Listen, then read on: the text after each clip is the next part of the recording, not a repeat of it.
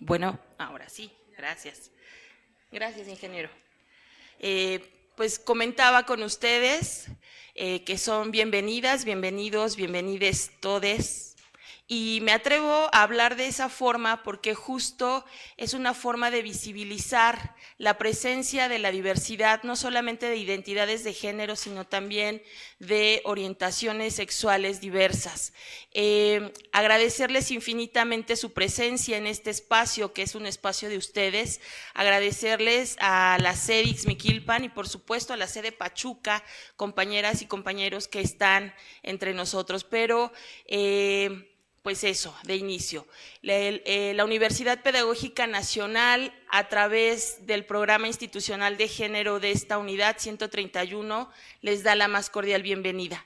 Y pues quisiera recordar que estos eventos, particularmente los que ahora se van a llevar a cabo, son un ejemplo de lo que podemos hacer para recordar el 8M. El 8M es un día que se conmemora, que no se festeja, aunque sabemos que todavía nos siguen felicitando a las mujeres por el Día Internacional de las Mujeres. Y también me atrevo a decir mujeres porque somos diversas, no hay una sola forma de ser mujer. Y en ese sentido, el Programa Institucional de Género se dio a la tarea de pensar algunas actividades para ustedes que son nuestra razón de ser, los estudiantes, las estudiantes.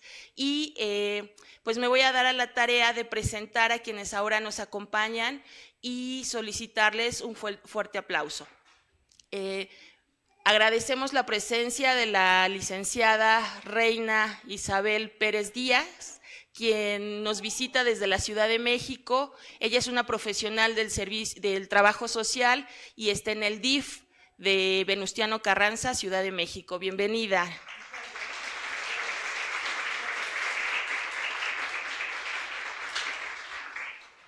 Agradecemos también el apoyo y por supuesto siempre su sororidad de la maestra Claudia Guadalupe Higareda Ruiz, quien es además el enlace de género de la sede Ixmiquilpan y que además es muestra de la sororidad entre mujeres y que somos, y siempre se lo he dicho y se lo reconozco, una mujer que acompaña, ¿no? Y que abraza.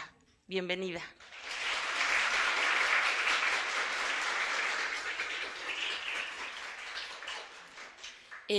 Por supuesto a cada una y cada uno de ustedes, Ceci, gracias por venir.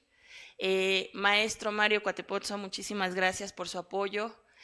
Magali Meneses, siempre por estar desde tutorías apoyándonos y haciendo vínculos con el programa de género.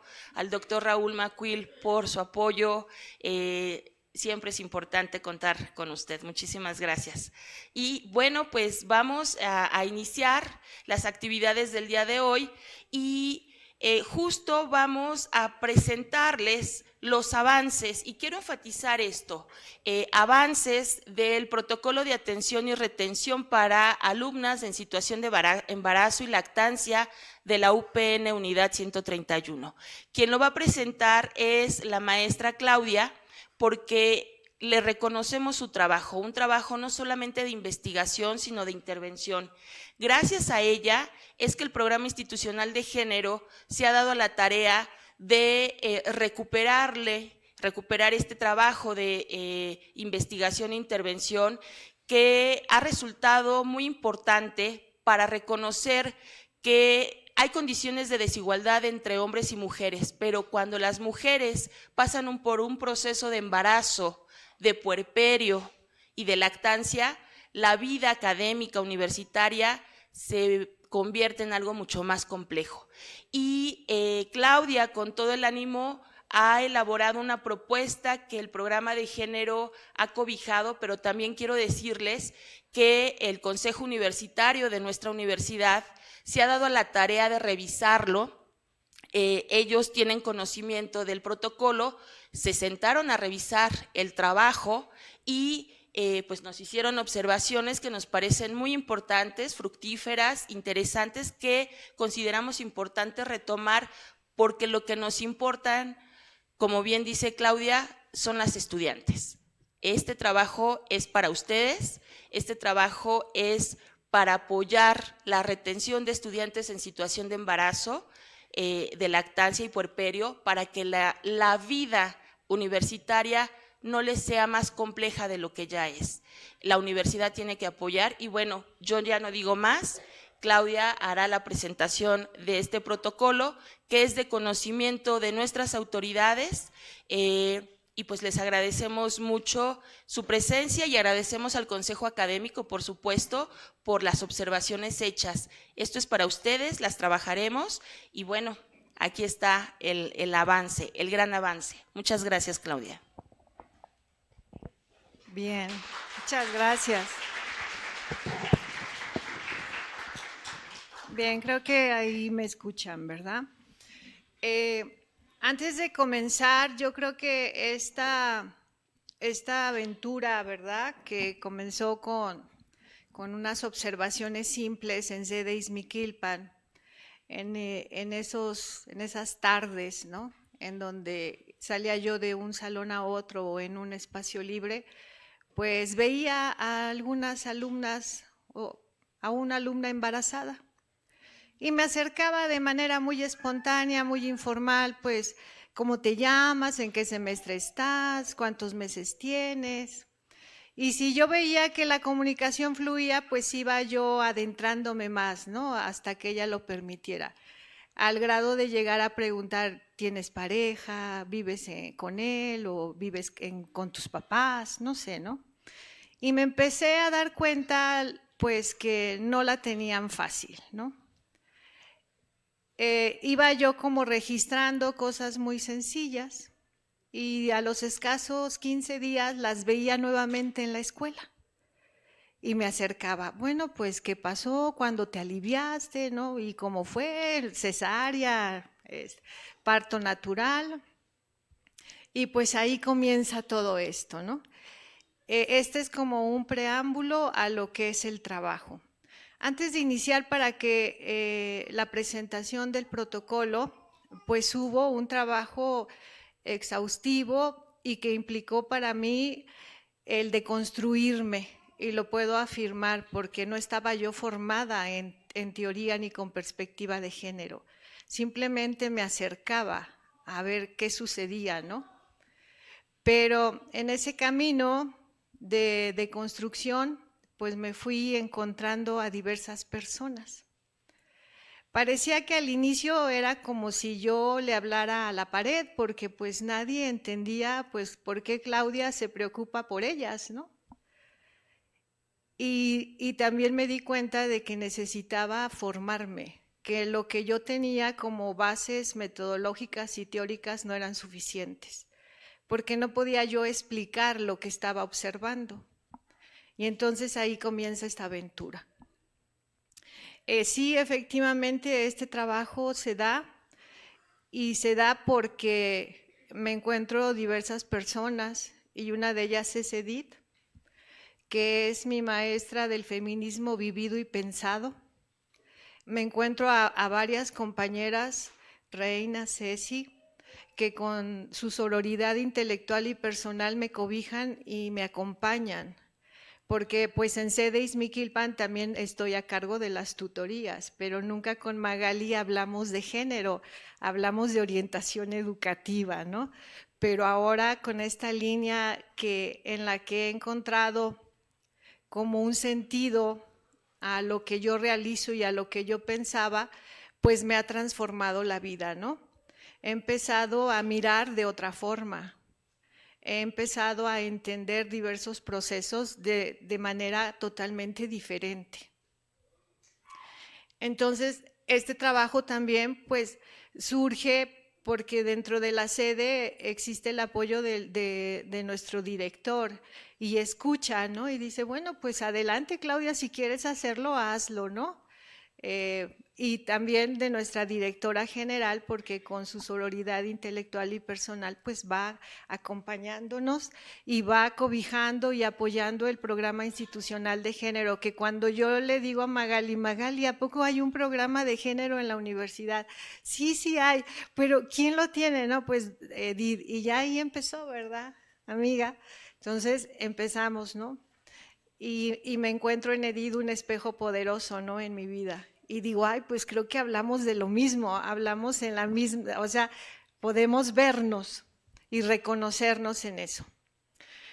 Pues este trabajo implicó que yo empezara a tomar, que mi formación fuera otra.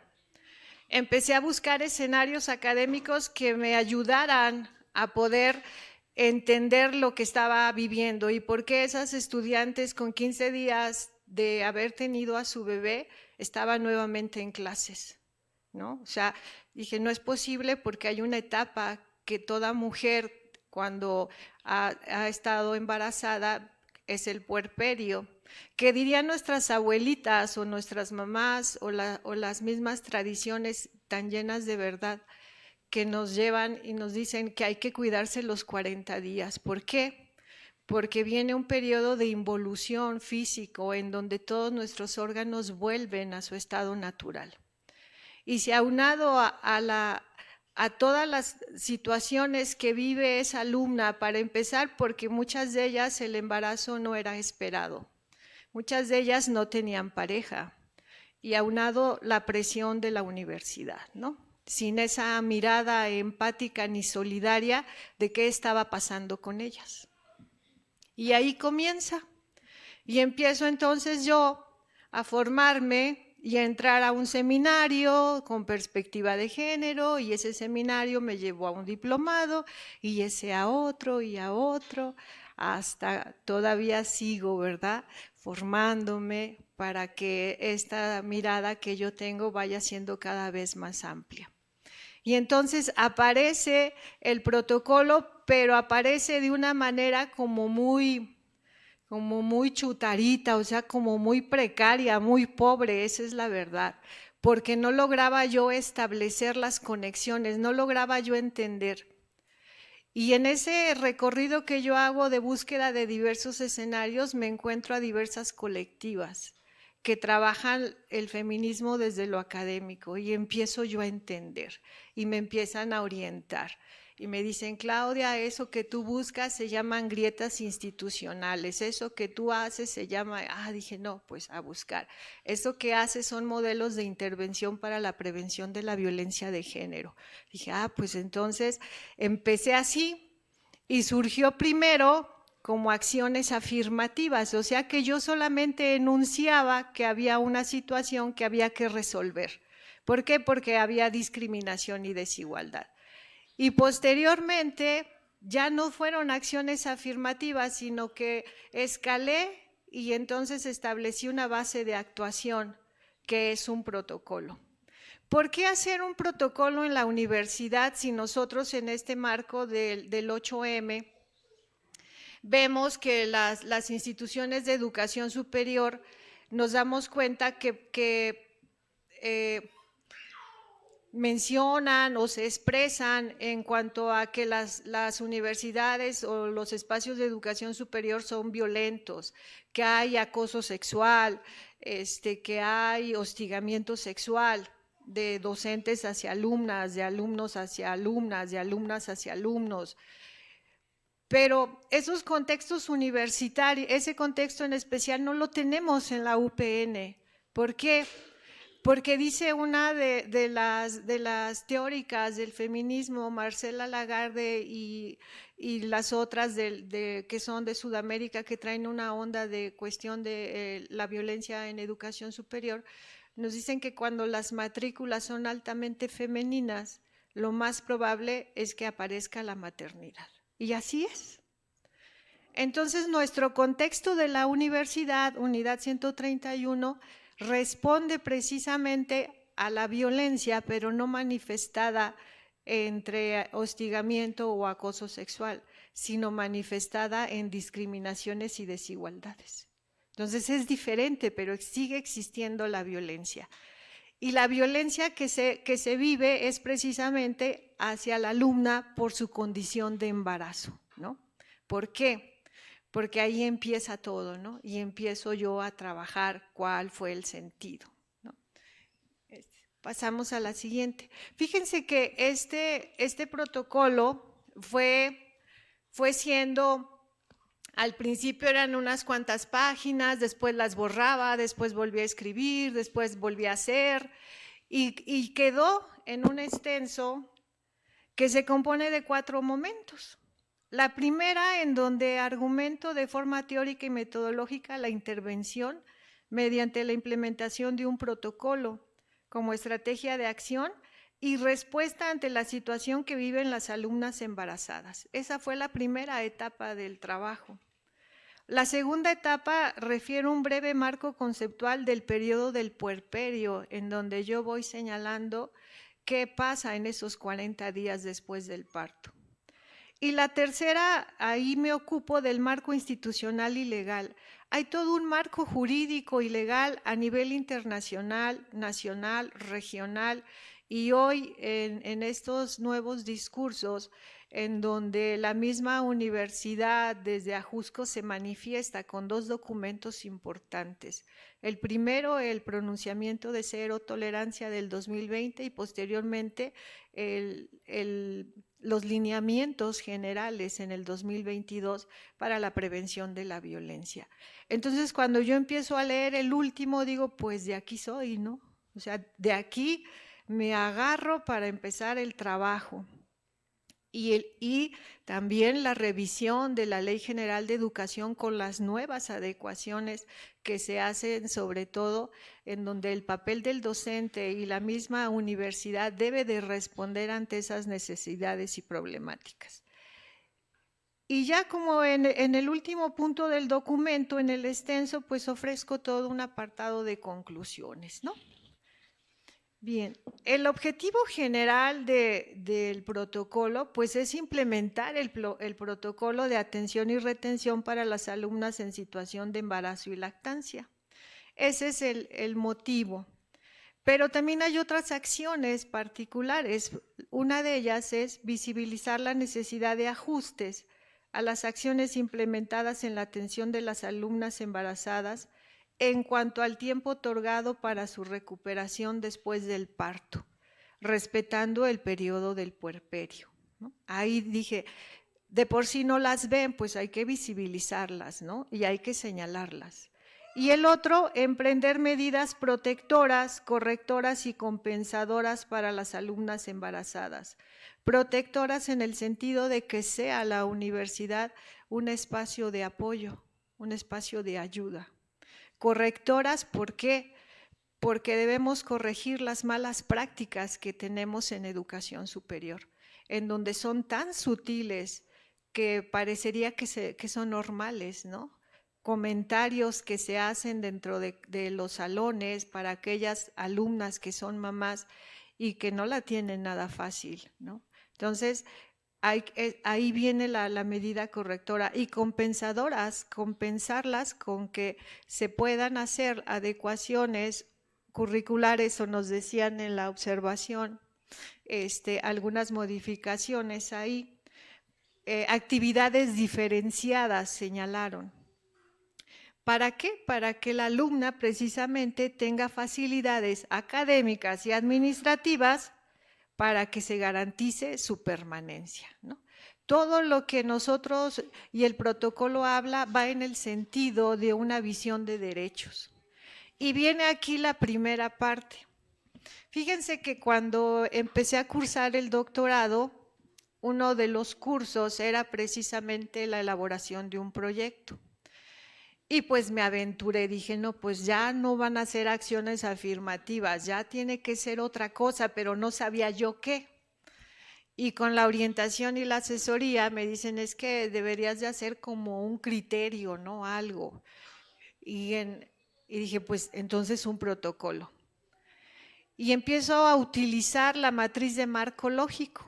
Y ahí aparece entonces todo, ¿no? Y una primera parte en la utilización de la herramienta del marco lógico que me permite visibilizar la problemática de una manera totalmente ya profesional, teórica y metodológica, es empezar a analizar los involucrados. ¿Quiénes están ahí, no? Y vean en esta matriz, la primera, los grupos, intereses, problemas percibidos y los recursos. El grupo, el primero, las alumnas embarazadas. ¿Qué me interesaba? Pues su permanencia escolar. ¿Cuál era el problema que yo percibí? La discriminación hacia ellas. Y el recurso, aparece el programa institucional de género, ¿no? No era solamente la voz de Claudia, sino ya era toda una plataforma institucional que iba a impulsar de tal manera que hoy estamos aquí, ¿no? Después viene en el grupo, pues el programa institucional, ¿no? ¿Cuál es el interés del programa? Pues garantizar la integridad de las alumnas embarazadas, el respeto a los derechos humanos y sociales. ¿Cuál era el problema percibido por el mismo programa? Pues la vulnerabilidad de las alumnas embarazadas manifestadas en discriminación y violencia. ¿Con qué recursos contábamos o contamos? Con herramientas teórico-conceptuales y metodológicas en perspectiva de género. El otro grupo involucrado en esta problemática son los docentes y las autoridades escolares. ¿Cuál es el interés del docente y de la autoridad?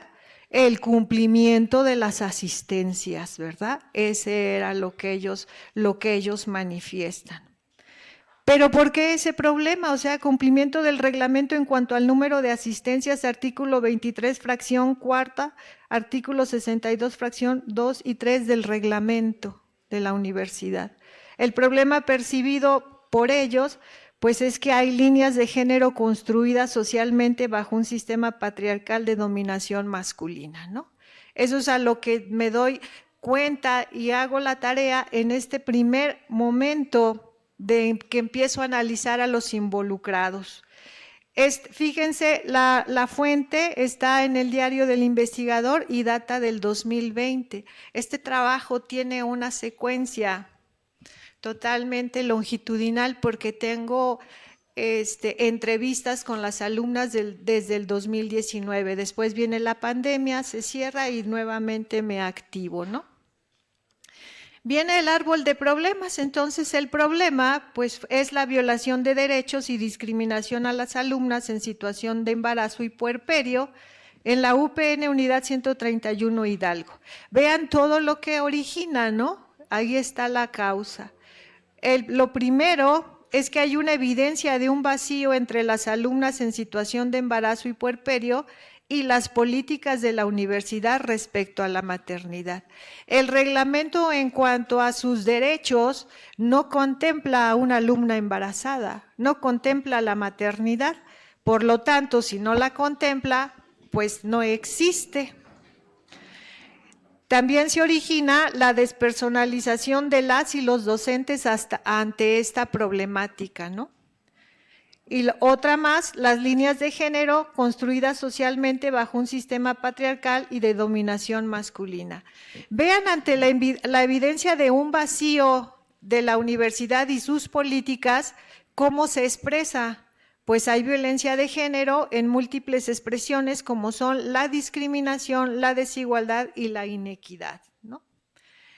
El que el docente y la docente no estén en la misma forma de pensar que alguien que tiene la perspectiva de género, pues aparece la ausencia de valores empáticos y solidarios, ¿no? O sea, ¿por qué? Porque eres una alumna y debes de cumplir, porque hay un reglamento que en el cual no existes.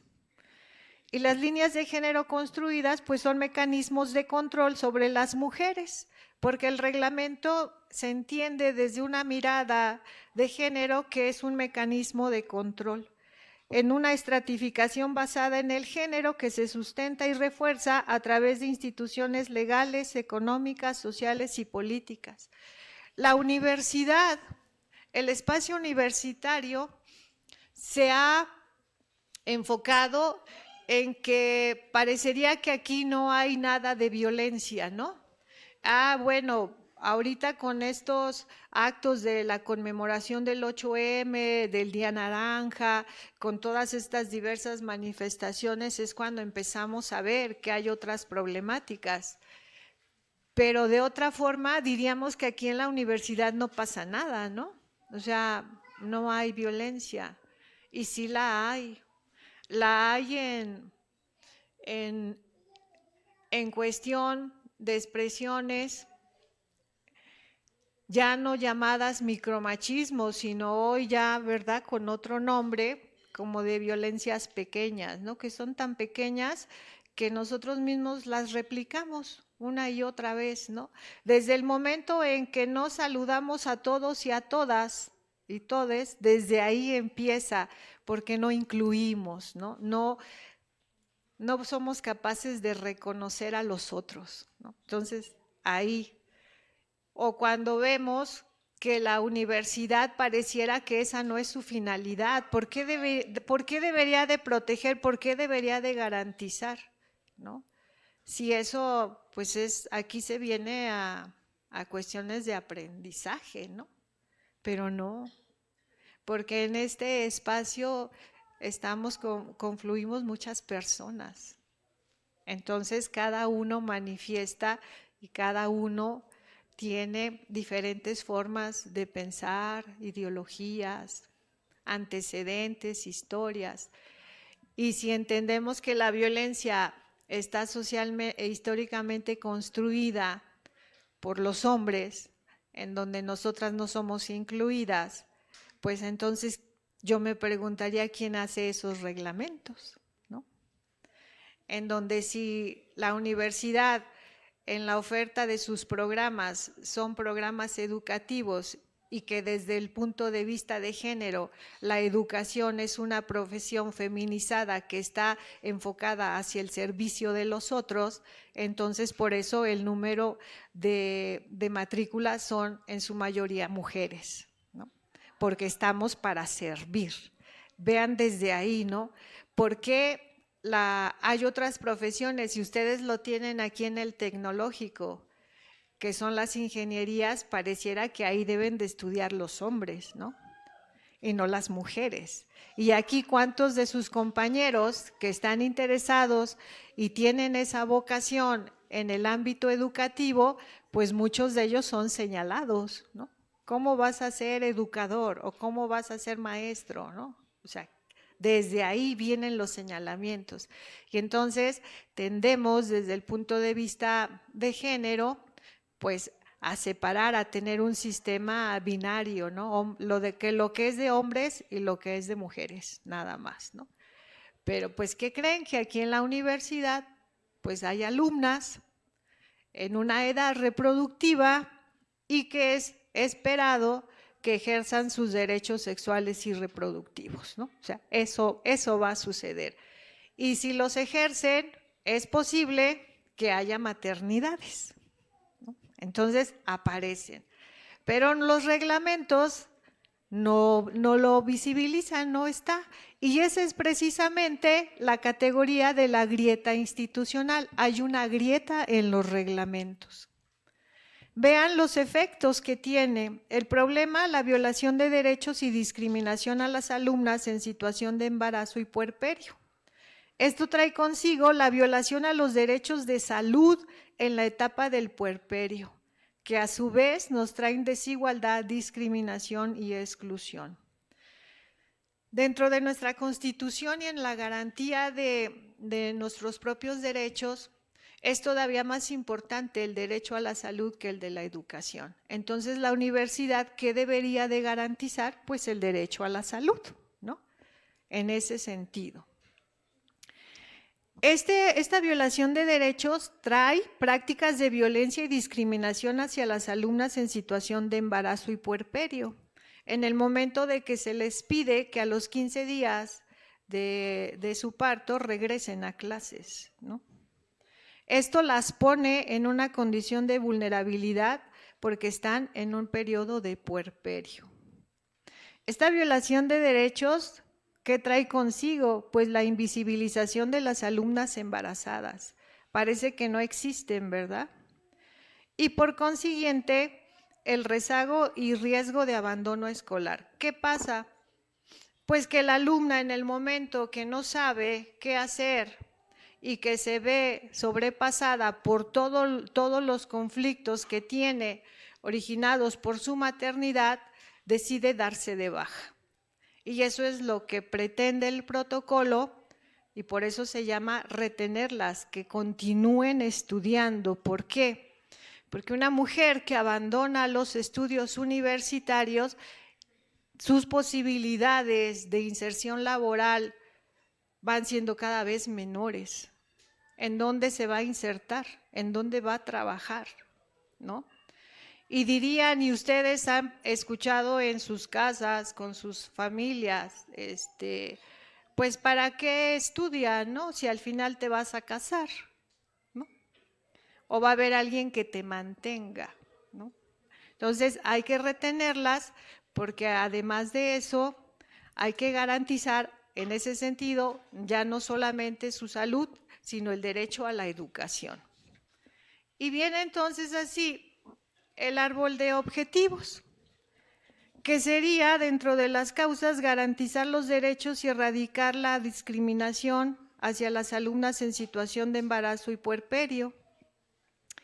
Otra sería implementación de la perspectiva de género, respeto a los derechos sociales de salud, sexuales y de educación de las alumnas en situación de embarazo y puerperio. Y claro, ¿verdad? Lo que perseguimos, la implementación del protocolo de atención y retención de las alumnas en situación de embarazo y puerperio. ¿Qué efectos va a tener esto? Primero, garantizar la igualdad, equidad e inclusión a través del protocolo de atención y retención. Garantizar el derecho a la salud de las alumnas en situación de embarazo y puerperio y garantizar la permanencia escolar mediante la implementación del protocolo. Vean cómo todo este trabajo pues nos lleva, ¿no?, a definir. Y viene entonces, bueno, sí, quieren el protocolo, ¿y cómo? Pues hay que dar las alternativas, ¿no? La siguiente. Y vean las estrategias que tenemos. La primera es la implementación de la perspectiva de género en la universidad como método de análisis que permita garantizar el derecho humano a la igualdad y no discriminación, así como el derecho humano a una vida libre de violencia. ¿Qué necesito yo para que esto suceda? Pues, ¿cuál es el producto? Fíjense que antes de implementar el protocolo viene acompañado de un trabajo previo, que son talleres para los docentes, para los estudiantes y para el personal no administrativo, porque si debemos entender que el garantizar a la alumna embarazada su derecho a la salud y a la educación, debemos aprender a mirar de otra manera, ¿no? De ahí que tenemos el taller de sensibilización en género para docentes y personal administrativo en una modalidad presencial con una duración de 5 sesiones de 4 horas que suman un total de 20 horas. Este taller está listo para aplicarse de forma inmediata. Posteriormente, un taller de sensibilización en género para estudiantes. La duración 5 sesiones de 4 horas, 20 horas. Un taller más de herramientas básicas para una docencia igualitaria, incluyente y libre de violencia. La duración son 2 sesiones de 3 horas, un total de 6 horas. Antes de que podamos entender por qué un protocolo establece criterios que podrían llevarnos como si se diera un trato preferencial o por qué las proteges, no, debes de aprender a mirar con perspectiva de género para que entonces puedas entender. Por eso, antes de la implementación del protocolo, debemos de capacitarnos y sensibilizarnos, empezar a tener sentido, a darnos cuenta de la importancia de. Por eso están estos talleres. Estos talleres, el programa institucional de género ya están listos. O sea, en cuanto venga esa fase de implementación previa, los talleres están ya armados en su totalidad. Necesitamos también acciones afirmativas para las alumnas embarazadas. Ante la evidencia de un vacío entre las alumnas y las políticas de la universidad respecto a la maternidad. ¿A través de qué? de políticas institucionales correctoras y compensadoras que generen ambientes libres de violencia y discriminación a través de medidas de prevención y atención que hagan posible la erradicación de la violencia de género. Y una de esas medidas de prevención y atención precisamente son esos talleres. Y otra estrategia es en sí el protocolo. Con el protocolo, pues con su creación e implementación, se precisan los mecanismos formales y los criterios de atención establecidos para su tratamiento. Quiere decir que el protocolo tiene una serie de criterios de actuación que van desde en el sentido de las veces que puede ir al baño la alumna sin estar pidiendo permiso o que eso sea causa de una llamada de atención, precisamente por el embarazo y por los trastornos que se sufre a nivel fisiológico, donde se oprime más la vejiga, pues va más veces al baño, ¿no? Y a veces no lo entendemos y que decimos, ¿por qué te sales tantas veces, no? Bueno, pues es que estoy embarazada. Bien, pero ¿cómo le hicimos, no? Pues hay una estrategia metodológica. Con un enfoque cualitativo es que se hizo la recolección de los datos bajo la entrevista a grupo focal en diferentes momentos para la etapa del diagnóstico. El grupo focal fueron exactamente las alumnas embarazadas en distintos momentos, en distintos tiempos. Posteriormente se hizo uso de la perspectiva de género como método de análisis para identificar la situación que viven las alumnas embarazadas en el contexto universitario. Decían, ahora en todas estas actividades del 8M, decía una expositora en una de las conferencias en las que estaba yo presente, que para hablar de mujeres no se necesita ser feminista, no, se necesita perspectiva de género, ¿no? ¿Cómo no vamos a hablar de mujeres si todas las mujeres que pasan por nuestra vida siempre dejan algo? Entonces no necesitas ser feminista, necesitas entender tu género, ¿no? Posteriormente a eso, usé la herramienta del marco lógico, que es lo que les mostré, porque no era la intención venir a leer aquí todo el extenso, ¿no? Esta herramienta permitió visibilizar la problemática. Para la implementación del protocolo existe un trabajo previo de talleres para el personal docente, con el propósito de sensibilizar sobre la violencia que se ejerce de forma directa sobre las alumnas embarazadas, pues existe resistencia a tocar y hablar de esta problemática, manifestándose la violencia en sus expresiones de desigualdad y discriminación, debido a las líneas de género construidas bajo un sistema patriarcal de dominación. Y pues ahí yo me cito, ¿no? Porque pues ahí esas eran mis observaciones dentro del diario del investigador, dentro del marco lógico, dentro de la perspectiva de género. El uso de talleres es para sensibilizar sobre la violencia que se ejerce de forma directa sobre las alumnas embarazadas, minar así la resistencia, generando una comunidad sorora y con alteridad. El protocolo se fundamenta en el respeto y valoración de la vida y en los derechos de todas las personas. No implica premiar o fomentar el embarazo de las alumnas, ¿no? Porque parecería entonces que sería que se les está dando un trato preferencial. Y cuando hablamos de acciones afirmativas, precisamente hablamos de desigualdades y no de tratos preferenciales, porque es lo primero que pensamos, bueno, ¿y por qué está embarazada se le van a tener ciertas consideraciones? Sí, así es, porque su estado de salud es otro y se encuentra en desigualdad con el resto de las demás y de los demás, ¿no? Entonces, pero ¿cómo podríamos nosotros aprender a decirlo de una manera que no entendamos de que, ay, pues a ella le dan facilidades, a ella le tienen consideraciones? No son consideraciones, es simplemente el respeto a los derechos.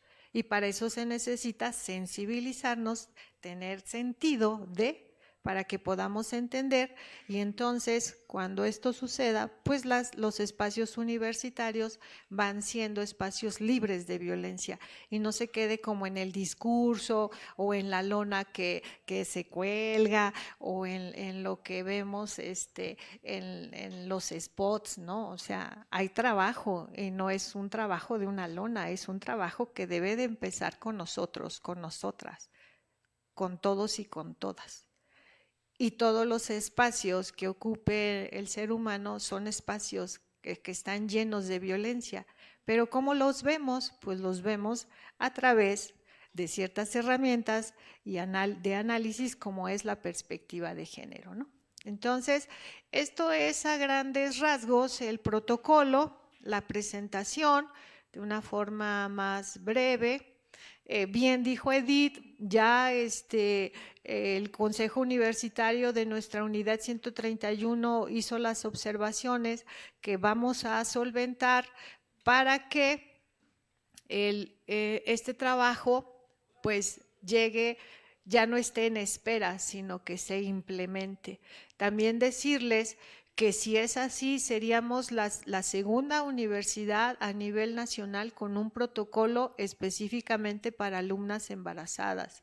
El primer protocolo lo tiene la Universidad de Sinaloa y nosotros, si logramos con esto posicionarlo bajo nuestro propio contexto de la unidad, seríamos la segunda unidad a nivel nacional específicamente con un protocolo para alumnas embarazadas, ¿no? Entonces, ¿por qué? Porque el contexto, como se los narré al principio, nuestro contexto es otro, no es un contexto en donde tengamos manifestaciones de índices altos de acoso u hostigamiento sexual, sino que la discriminación va en otro sentido, ¿no? Entonces, este es en sí el protocolo. Contenta de su escucha, de su atención. Ya mis grupos, pues yo, verdad, siempre lo ando ahí cacaraqueando porque es un trabajo que parecería como que este trabajo se va modificando y se va transformando a la par de mí. Si yo voy aprendiendo nuevas cosas, quito y pongo, ¿no?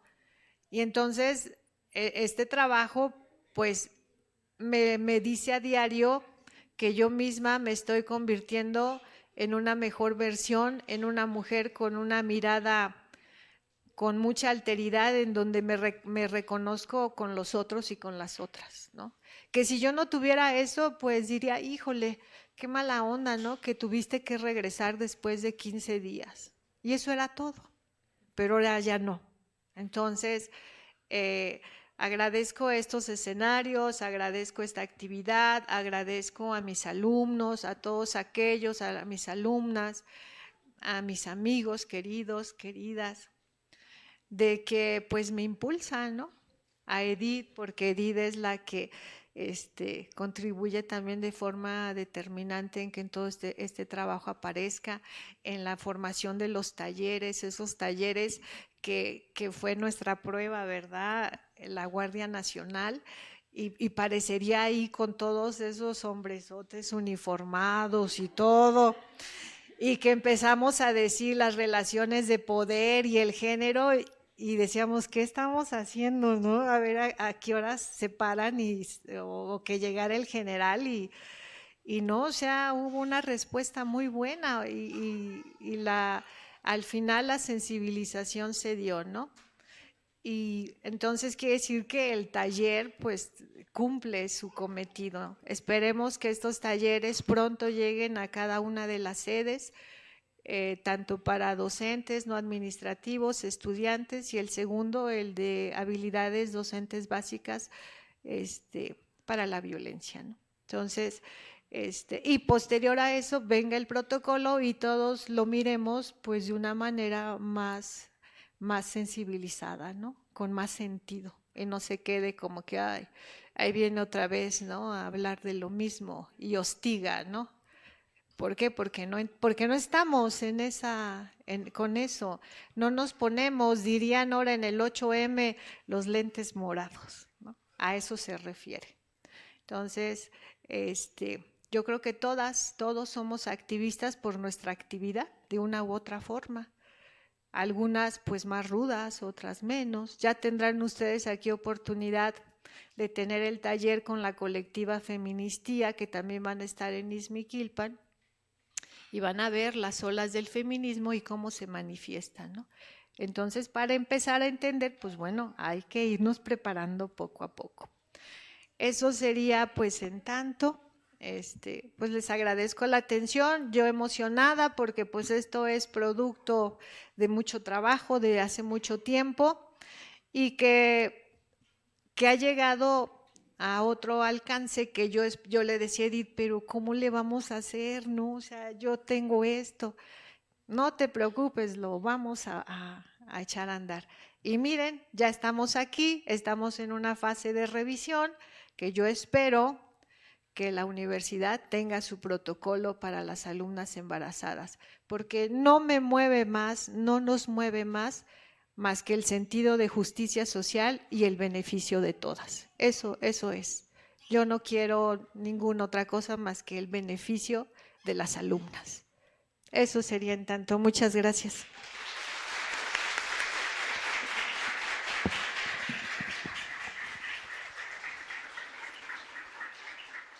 Gracias, Claudia, por todo este trabajo.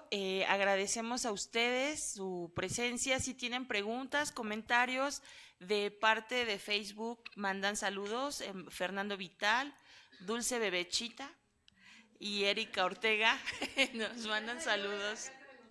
Muchísimas gracias. Pues sí, efectivamente, lo que queremos mostrar es que hay un trabajo de investigación, intervención detrás del protocolo.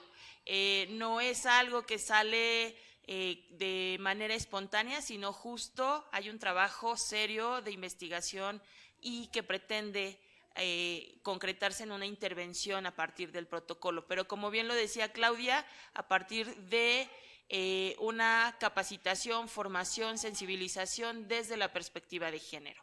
Tienen preguntas, comentarios, es el momento, y le vamos a pedir por favor que suba también a este espacio a nuestra compañera Katie Estefanía Zamora Polonio, para que pues ella pide el micrófono para dar cuenta de un testimonio relacionado con estas cuestiones de ser mujer.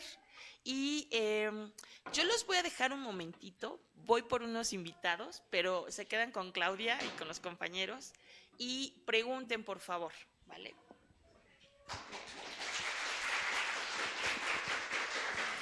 Bien, no sé si tengan dudas sobre algún comentario sobre el protocolo. No. Sí, Magali, adelante. Sí.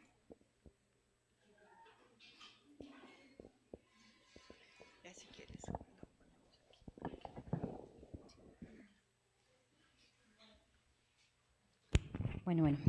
Bueno, pues agradecerles por todo el trabajo que han hecho, ¿no?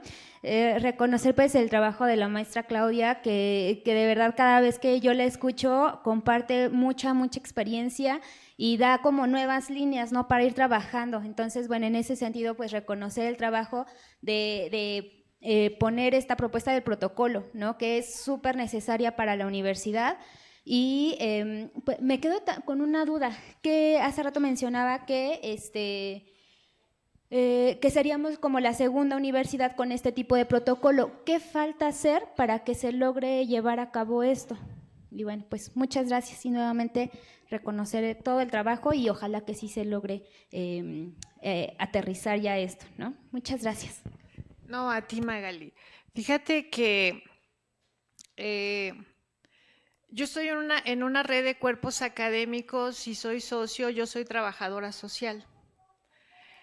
Y hay toda una asociación de trabajo social a nivel nacional.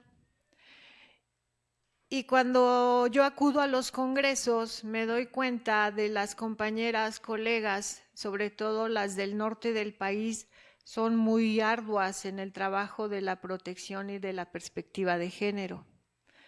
Entonces, en uno de los congresos que yo asisto, pues yo iba, ¿verdad?, a presentar mis acciones afirmativas. Y una de ellas me dijo, no, dice, ya pasa, sube el siguiente escalón y llévalo a un protocolo. Porque está bien que enuncies y que digas que existe esto, pero ¿y después qué? Y ahí es donde yo conozco que ellas tienen el protocolo para alumnas embarazadas, pero no solamente tienen un protocolo, sino tienen todos los criterios para las alumnas en lactancia. Y tienen y cuentan con una guardería dentro de la universidad, producto de esto, ¿no? Esto es el inicio de. Entonces me dice, serías, o sea, pues échale ganas, estudia y continúa trabajando. Entonces, ¿qué hace falta? Pues bueno, ahorita que se hizo la revisión y se presentó ante el Consejo Universitario y tenemos ya lo que debemos nosotros mejorar y corregir, pues con todo el ánimo, toda la disposición para que este protocolo no siga en fase de espera, sino de realmente responda y que la universidad lo acepte, lo acoja y se haya parte de él. Y no solamente en sede Ixmiquilpan, sino en toda la unidad, ¿no? Entonces, es eso. Yo creo que vamos a trabajar con el mismo entusiasmo, la misma disposición, con todo el ánimo y vamos a solventar lo que ellos nos solicitan. Y yo creo que no tarda, ¿no?, en que el protocolo sea una realidad y la universidad empiece a dar cuenta de que efectivamente es un espacio libre de violencia, ¿no? Yo creo que por ahí vamos. Gracias, Magali.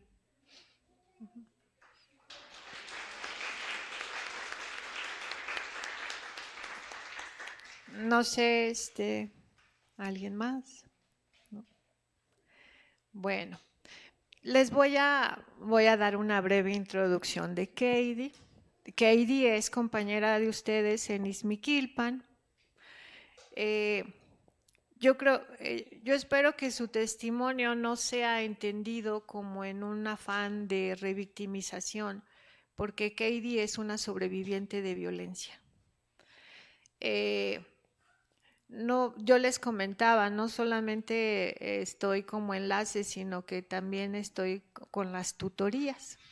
Y uno de los aspectos de las tutorías en la sede Ixmiquilpan es precisamente el acompañamiento a diversas situaciones en donde las alumnas y alumnos pues requieren de cierta ayuda y apoyo.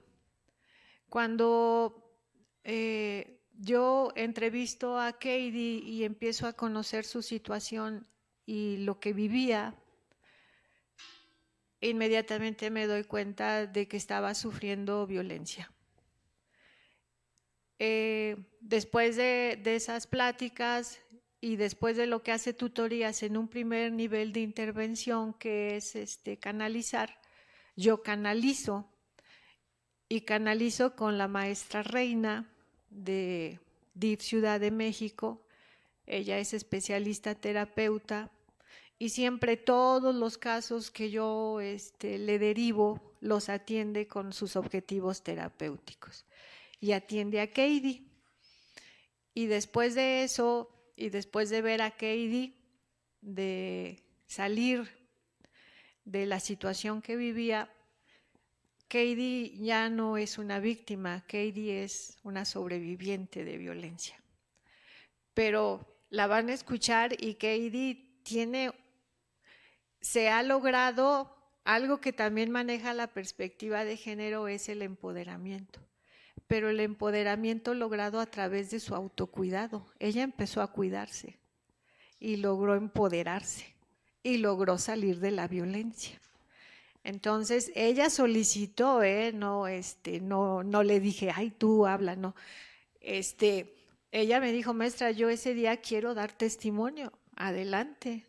Entonces escuchemos lo que Katie nos va a narrar, y esperemos que lo que se nos cruza hoy con Katie como mujer también toque nuestras vidas como mujeres y como alumnas, porque Katie estaba a punto de irse de la universidad y la retuvimos, ¿no?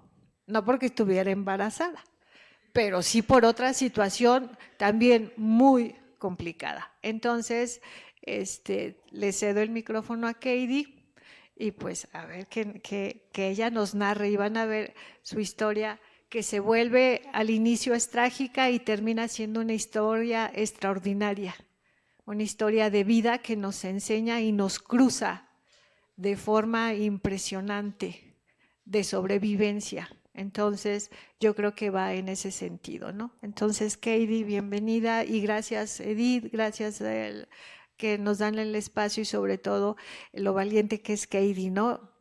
Eso es el empoderamiento de la mujer, ¿no? Entonces, veamos. Gracias, Katie.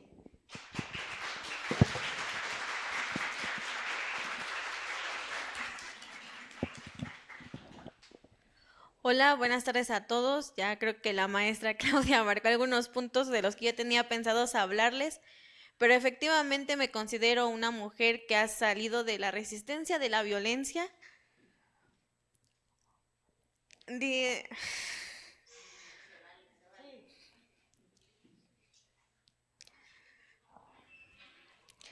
Cuando le dije a la maestra Claudia que quería el espacio, se lo dije, es que hay algo que yo siempre he visto, y es que siempre nos dan conferencias y nos dicen, si tú te drogas, te dañas a ti mismo, se daña la persona que se droga, pero también va más allá de. Yo le decía a la maestra Claudia, yo recuerdo que cuando iba a la secundaria, a la prepa, llegaban y nos platicaban, no, no se droguen, porque se hacen daño, dañan su cuerpo, quiéranse, si te drogas te dañas, ¿no? Entonces yo llegué a un punto en el que dije, no, no es así. Si tú te drogas, no nada más te dañas a ti, dañas a los que están a tu alrededor, a tus personas cercanas. Y entonces en esa conciencia que yo hice, fue cuando yo me di cuenta que sí, que efectivamente el hecho de que una persona que esté dentro de tu círculo, que se droga por X o Y motivo y que quiere culpar a otros, pues está haciendo daño. Estos daños primero empezaron con palabras, empezaron con no te voy a dar dinero, empezaron a retener y a quitarte cualquier tipo de ayuda con el que tú contabas. Empecé a ver la violencia que ya existía dentro de mi núcleo familiar, pero que yo siempre veía como algo normal, porque lo normalizamos. Normalizamos que papá dice, yo pongo tanto y a ti mamá te toca tanto. Yo me encargo de dar dinero y tu mamá te encargas de barrer, de trapear. Y yo decía, ¿y mi mamá cuándo va a salir? ¿Mi mamá cuándo va a poder decir, basta, se acabó? Estas situaciones fueron incrementando hasta tal punto de llegar a los golpes. Recuerdo que para ese semestre estábamos en observaciones en un preescolar y yo llego con mi mano vendada. Y todo el mundo me pregunta, ¿qué te pasó? ¿Por qué traes tu mano vendada? Solamente a mis amigos cercanos, pues yo sí, ellos estaban al tanto de eso. Y yo les dije, no, pues es que me pegaron y me lastimé la mano. Entonces, era muy difícil salir a la calle y que tus vecinos te vieran con tu mano vendada y te dijeran, ¿qué te pasó? Y lo único que tú sabes decir es, me lastimé, me caí de las escaleras, me machuqué la mano con la puerta. Porque me daba tanto miedo decir, es que me pegaron, es que sufro violencia. Porque yo decía, ¿qué van a pensar de mí? Se van a reír, se van a burlar. Si a veces entre nosotras como mujeres existe eso de que si vivir violencia se burlan, se ríen de ti, ahora si yo digo, es que me pegaron, es que traigo mi mano lastimada y vendada porque me pegaron. Y me pegaron porque yo dije, basta, se acabaron los golpes, ya no más. Y entonces asisto con la maestra Claudia, yo insistía en, me quiero salir de la universidad, ya no quiero estudiar, quiero ayudar a mi mamá, quiero ayudar a mi hermana. La maestra Claudia habla conmigo, me entrevista, pero haciendo conciencia en estos días de que dije, ya se acerca el día, ¿qué voy a contar? ¿Qué voy a decir? Dije, estaba tan encerrada en esa burbuja de querer defender algo que no está bien y que hemos normalizado siempre y que hasta la fecha sigue normalizándose. Y hasta que un día me decidí y dije, no, ya no más. Ya no va a haber más golpes, ya no va a haber más insultos, ya no va a haber más faltas de respeto, porque yo también caí en esa idea de que si tú me faltas el respeto, yo te la voy a faltar. Y en mi idea de que por querer defenderme, yo también agredía a la persona que me agredía. Y entonces un día dije, no, es que si yo quiero acabar con eso, no puedo agredirlo, no puedo atacarlo verbalmente, porque él está acostumbrado a eso. Y al fin de cuentas, la maestra Claudia me hizo ver algo que yo no veía. Esa persona que se drogaba no es malo, no es un monstruo, simple y sencillamente es una persona enferma, porque la drogadicción es una enfermedad. Me lo decía la maestra Reina en la sesión que tuvimos, es que no es malo, está enfermo. Y entonces en mi afán de yo quererlo sacar de ahí, yo quería dar todo de mí para que él saliera, pero también entendí algo. Yo te puedo ayudar, yo te quiero ayudar, pero si tú no te dejas, yo no puedo hacer más. Y tampoco por quererte ayudar voy a permitir golpes, faltas de respeto, insultos, groserías, porque llegaba a tal grado de que, ¿a qué hora saliste? Márcame y mándame una foto de dónde estás, y qué haces, y qué estás haciendo. Y si vas a salir a la calle con tu mamá, con tu hermana, no puedes salir sola. ¿Y a qué hora llegas de la universidad? ¿Y dónde vienes? ¿Y dónde estás? Era de decirle, oye, es que me piden eso en la universidad, quiero un recibo, dame un recibo de lo que te están dando.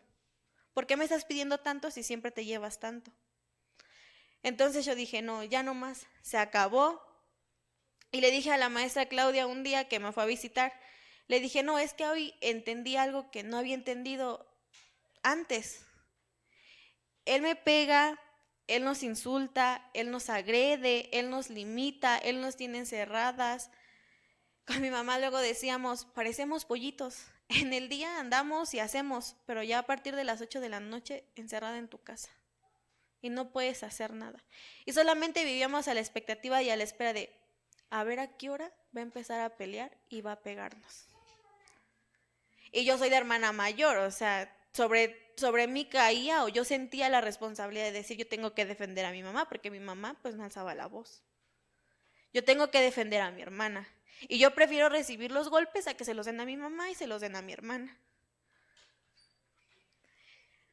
Entonces un día dije, no, ya no más, ya basta. Si tú no te quieres curar, si tú no quieres aceptar la ayuda, no la aceptes. Pero tampoco nos estés agrediendo ni nos estés hundiendo a nosotras. Sánate, cúrate. Yo no digo que seas malo, te quiero, te respeto por el simple hecho de ser mi papá. Pero no quiere decir que voy a aceptar tus faltas de respeto. Y empecé a decir, no, yo ya no más. Porque si él me pega y yo todavía me quedo callada, no hablo, no busco apoyo, no busco ayuda, no busco una solución, no nada más me está agrediendo él, me estoy agrediendo yo con mi silencio. Porque no hablo, porque no digo. Porque en lugar de decir, ¿qué te pasó en la mano? Es que sufro violencia, necesito ayuda. Y eso es lo que la maestra Claudia me hacía entender, es que necesitas ayuda. Katie busca ayuda. Y más de una vez mis compañeros, mis amigos me dijeron, Katie busca ayuda. Y yo recuerdo que me molestaba, porque yo decía, ¿por qué me vienes a decir eso? Y yo quería que ellos me dieran una solución cuando no, la solución la tenía yo y nadie más que yo. Yo tenía que poner un punto final en esa situación. Yo tenía que decir, o salgo o un día voy a acabar mal. Y entonces así fue como con mi mamá y mi hermanita emprendimos un viaje y dijimos, no, pues ni modo. Nos vamos, nos salimos sin nada. Nos corrieron un día para otro, nos dijeron, ¿sabes qué? Ya nos tienes harto, ya me tienes harto, ya no la soporto, váyanse. Lo único que mi mamá traía en su bolsa eran 150 pesos. No sabíamos qué hacer, no sabíamos a dónde ir, a dónde llegar. Y en ese momento el mundo se te cierra. Y yo decía, siempre salen anuncios y no, las mujeres y esto y aquello. ¿Y por qué no hay nadie aquí que nos ayude? Entonces, pues, Yo siempre he creído en algo y se llama Dios, y yo solamente decía, Señor, si tú nos sacaste de aquí, tú nos vas a mandar a un lado, porque no vas a permitir que dormamos en la calle. Y así fue como pues encontramos un lugar, encontramos a una persona que nos ayudó, y a partir de ahí yo empecé a decir, no, ya no más.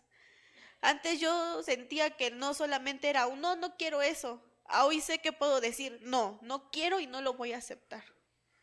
Y a la primera que tú me hagas, yo agarro y me voy. Porque eso también es cuidado. El querer cuidarte, el querer ya no recibir golpes, el querer llegar y comer sin groserías, sin insultos, sin golpes, también es querernos y también es decir, sí, te respeto porque eres mi papá, pero no tienes derecho ni a pegarnos, ni a insultarnos, ni a nada. Merecemos vivir sin golpes, sin que nos estén diciendo, es que te di tanto, es que esto, es que el otro, es que aquello, es que allá. Queremos vivir sin necesidad de escucharte. Hoy sabemos que las tres podemos salir solas, que nos tenemos las tres, que tenemos apoyo, que tenemos ayuda. Y que no basta nada de eso. Incluso la maestra Claudia, días antes de estar aquí, me decía, es que es como victimizarte. Y le dije, no, no es una victimización, es un decir, si yo pude salir, a lo mejor tú tienes un problema igual, similar, pero puedes salir. Y lo único que necesitas para salir de ahí es pedir ayuda y saber que no mereces vivir ningún tipo de violencia. Ni siquiera aceptar una palabra ofensiva, una palabra que te haga daño. Desde el momento en que a ti te hace sentir mal una palabra, desde ese momento ya es una ofensa. Porque si para él no lo es, para ti sí, y está válido decir, oye, no me digas así porque a mí no me gusta. Porque a mí me ofende, porque a mí me lastima. Y porque tienes que aprender a que podemos convivir, a que vamos a estar juntos, y que se supone que la familia es la que te cuida y la que te tiene que proteger y te tiene que respaldar. Yo se lo decía a la maestra Reina en la primera sesión. Es que cómo se le hace cuando la persona que para ti como hija siempre estás apegada a tu papá y esa persona es la primera que te ataca, ¿no? Entonces yo sí decía, qué ilógico, pero pues no se puede hacer nada. Yo hoy entiendo que no es malo, porque no toda la vida fue así. No es no es un monstruo, no es nada. Yo solamente lo único que sé es está enfermo, necesita ayuda, pero no la acepta, pero no la quiere. Entonces, ¿yo qué hago solamente? Pues hablo con él, lo motivo, le digo échale ganas, nos vemos pasado mañana, y cuando llega a ponerse un poco mal, solamente le digo, mira, cuando estés más tranquilo, cuando estés más calmado, cuando estés más relajado, me buscas y hablamos. Y algo que le decía en los últimos días, porque él decía, no, ya regresen, ya esto, yo le dije, es que vamos a regresar cuando las tres estemos preparadas y estemos listas, porque necesitamos sanar. Porque hay cosas que no solamente fueron los golpes, el dolor de la muñeca pues ya se fue, ¿no? A lo mejor sí con el frío duele, pero las palabras, los golpes, eso no se borra de un día para otro. O sea, son cosas que tienes que ir trabajando y que vas trabajando interiormente y que dices, pues no, ya no lo voy a aceptar y ya no lo voy a aceptar de nadie. Te ayuda a terminar con cualquier tipo de vínculo que no te gusta, en el que no te sientes incómodo, en el que escuchas, en el que ves cosas que no te agradaron. Y pues la maestra le decía, decía la maestra, es que eres una mujer en resistencia, y le decía, sí, es que soy una mujer en resistencia, porque resistí a dejar ese abandono de la escuela, porque la coordinadora de la carrera en la UPN me decía, bueno, tú quieres ayudar a tu mamá, pero si te sales ahorita, ¿cómo la vas a ayudar? Y me quedé pensando y dije, sí, tiene razón. La maestra Claudia me decía, no, Katie, es que tú puedes, habla, busca ayuda, ve aquí, ve allá, y yo fui. Y en algunos casos en algunos lugares nos hacían caso, en algunos, no, ve allá, no, que regrésate, no, que de allá para acá nos traían. Hasta que llegamos a un lugar donde nos dijeron, sí, perfecto, está bien, esas van a ser las medidas preventivas, va a ser esto y esto y esto y esto. Y entonces por eso yo le dije a la maestra Claudia, sí, es que hoy sé que soy una mujer en resistencia. Y más que nada porque aprendí a decir no. ya no quiero, no lo merecemos. Así como tú pides un respeto, nosotras también queremos un respeto. Y no el hecho de que seas el jefe de familia, el que des, el que trabajes, el que cuides a su manera. Él nos cuidaba. Te da derecho a decidir y a hacer qué podemos hacer. ¿A qué horas vamos a salir? ¿A qué horas no podemos salir? Que si vamos a salir a la calle, nada más tiene que ser contigo. Yo incluso muchas veces le decía, ya no estamos en la época del porfiriato donde deciden quién se casa con quién. Y yo siempre le digo, yo no soy, y a mí no me gusta que me controles ni que me digas, sí, pero llega a tal hora. Si tú me vas a dar algo, dámelo porque te nazca, no porque lo veas como una obligación, porque duele. Duele que te digan, bueno, toma, pues te lo doy porque es mi obligación. Y que te lo echen en cara. Y yo siempre le decía, es que oye, mírame, yo nunca te he fallado. Siempre te traigo buenas calificaciones, no te doy problemas. Incluso yo luego le decía, nunca ha sido por mí, me has sacado de un michelero borracha. Yo nunca te he dado problemas. Yo siempre he estado aquí. A lo mejor sí, no trabajo o no trabajaba, pero cuando me llegaba mi beca yo te daba y yo te ayudaba. Y a lo mejor tú y mamá se iban a trabajar, pero yo me quedaba en la casa y yo hacía de comer y yo cuidaba a mi hermanita. Y cuando tú tuviste y requeriste de nuestra ayuda para problemas que eran muy externos de nuestra familia, pues nosotras te apoyamos. Entonces, ¿por qué tú no ves eso? ¿Por qué tú sí pides que nosotros te tenemos que comprender, pero tú a nosotras no nos comprendes? Y si te decimos, ya te faltamos el respeto, ya estamos locas.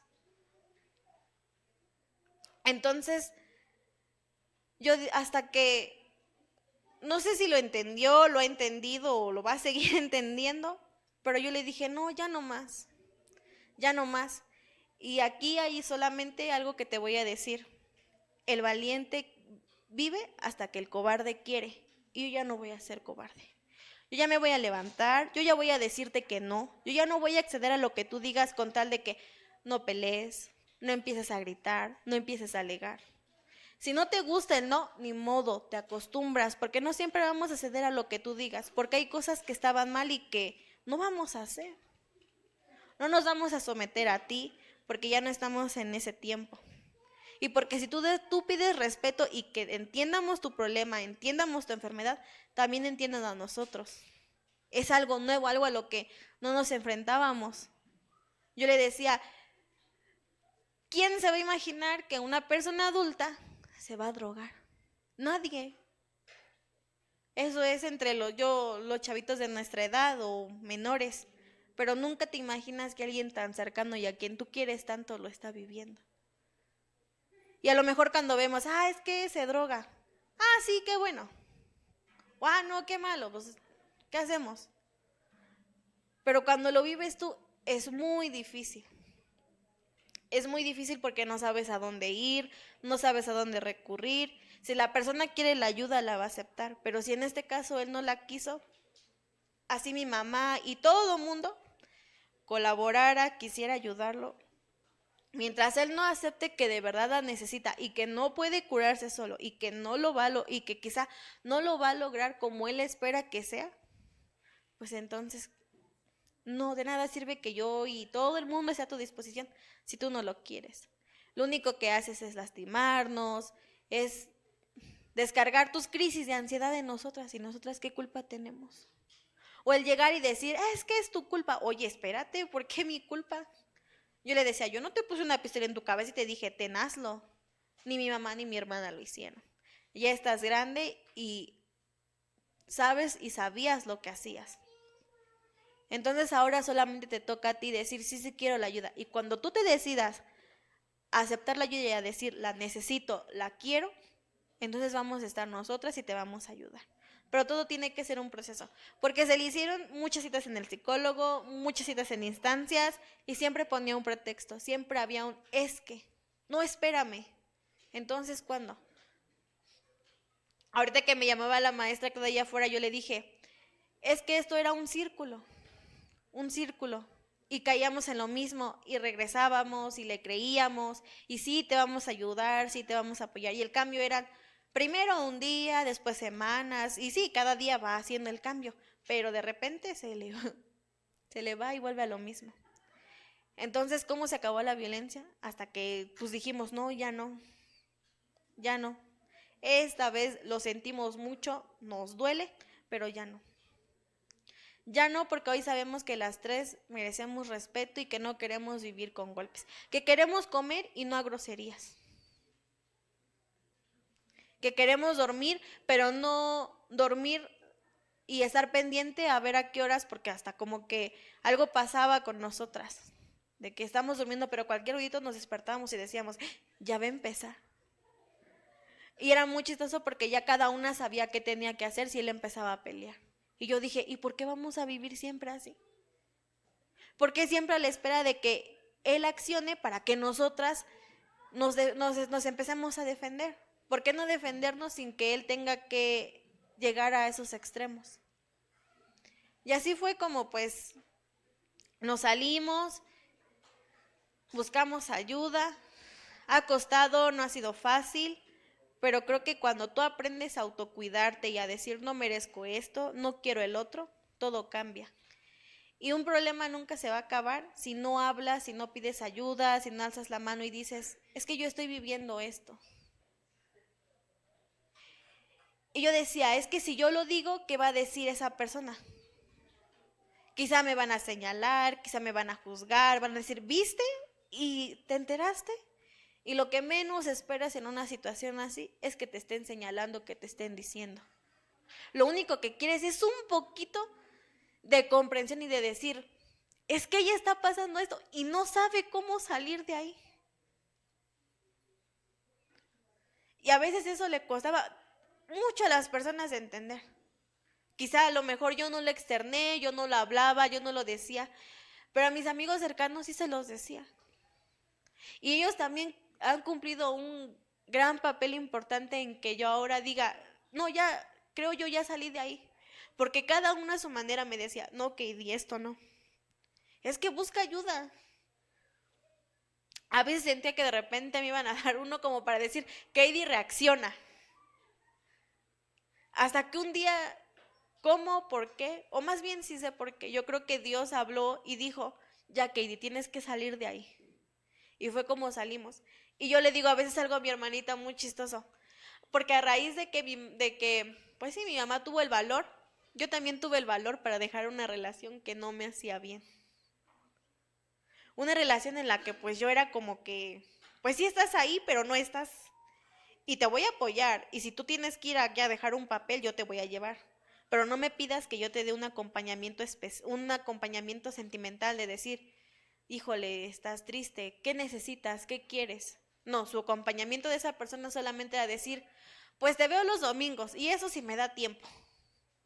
Y yo dije, bueno, si mi mamá ya salió de ese círculo, ¿por qué no yo salir de ahí y decir, ay no, te vas?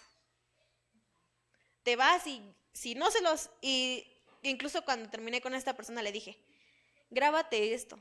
Si a mi papá ya no le acepté una falta de respeto, ya no le acepté un insulto, ya no le acepté un golpe, a ti ya no te voy a aceptar que me trates como me tratas. No tienes tiempo para mí, vete. Vete, en serio, vete. Si no me vas a sumar, no me restes. Vete, no me estorbes, que Dios te bendiga, no te deseo el mal, tampoco te deseo el bien, que te vaya como tú has sido conmigo. Y entonces en ese momento esa persona se quedó y dijo, ¿qué me estás diciendo? Y él lo dijo muy claro, yo siempre creí que te iba a tener.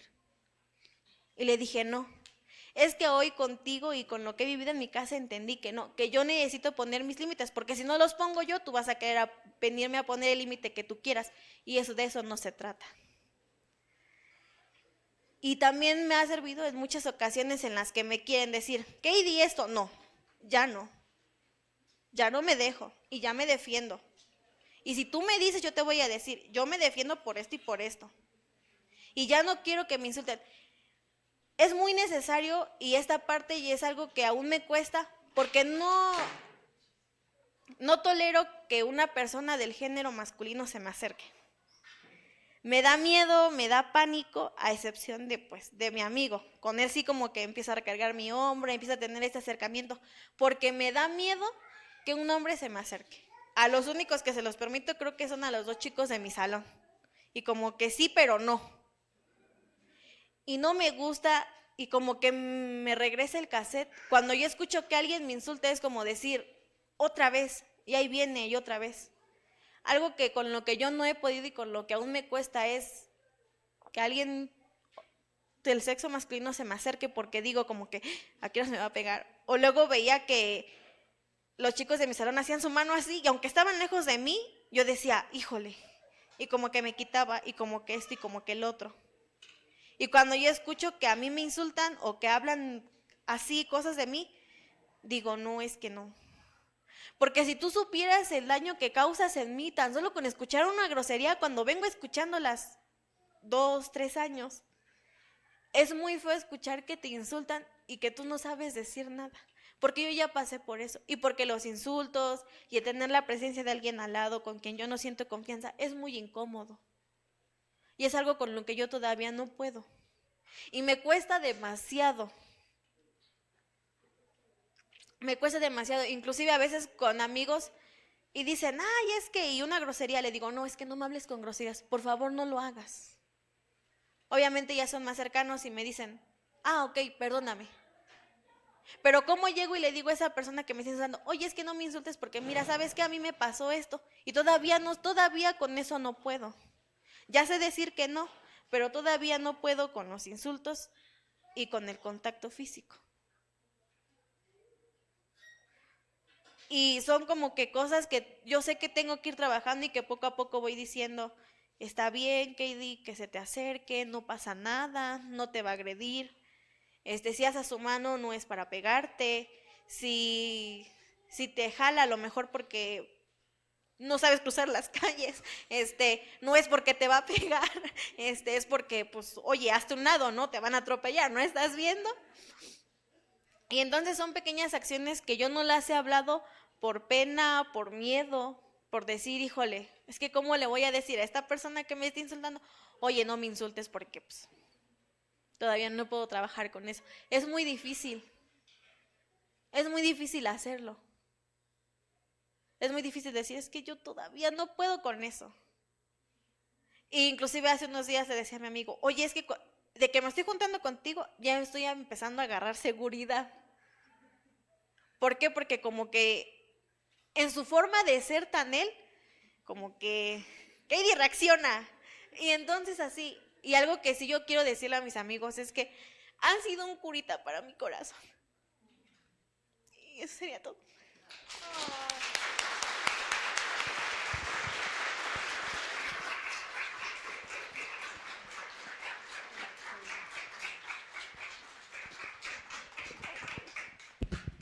Katie, muchísimas gracias por tu testimonio, de verdad que es muy valioso. Esperamos que aprendamos muchas de nosotras a decir que no como tú lo has logrado. Claudia, muchísimas gracias por estar aquí, por acompañarlas y por ser, tú también eres un espejo. Gracias, Reina, por acompañar a Katie y a todas las chicas que en Ixmiquilpan les das continuidad. Muchísimas gracias. Y bueno, si ya no hay más preguntas, les agradecemos muchísimo que podamos salir y ahora vayamos a la parte artística. ¿Alguna pregunta, algún comentario? ¿No? Pues vámonos a bailar entonces.